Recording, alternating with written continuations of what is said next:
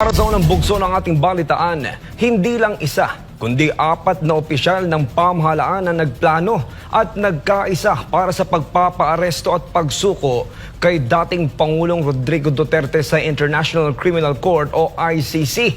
Sa katunayan, mismong opisina ni Pangulong Bongbong Marcos ang nagbigay ng eroplanong naghatid sa dating presidente patungong The Hague, Netherlands.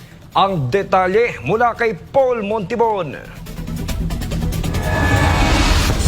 Kinumpirma mismo ni Interior Secretary John Vic Remulla na resulta ng group effort ang pag-aresto at pagsuko kay dating Pangulong Rodrigo Duterte sa poder ng International Criminal Court o ICC. Sa isang panayam sinabi ni Remulla na hindi lang siya ang nasa likod ng operasyong ito, kundi kasama rin sina National Security Advisor Secretary Eduardo Año, Defense Secretary Gilberto Teodoro at Marcos Jr. Sa katunayan, ayon sa kanya nasa Hong Kong pa lang si dating Pangulong Duterte ay may direktang impormasyon na silang natatanggap hinggil sa mga kilos ng dating Pangulo. Bukod sa pag-amin hinggil sa pagpaplano, kinumpirma rin ni Remulla na mismong tanggapan ni Marcos Jr. ang naghahanap ng paraan para sa eroplanong sasakyan ni Duterte patungong The Hague, Netherlands. Ayon naman sa mga legal counsel ni Duterte, maraming nilabag na batas ang mga otoridad ng pamahalaan sa pagsuko sa dating Pangulo. Isang hakbang na anilay katumbas ng pagsuko ng soberenya ng Pilipinas sa mga dayuhan. Iginiit rin nila na hindi nasunod ang tamang proseso sa pag-aresto sa dating Pangulo. Matatandaan si Secretary Eduardo Año ay nagsilbing AFP Chief of Staff at kalihim ng Interior and Local Government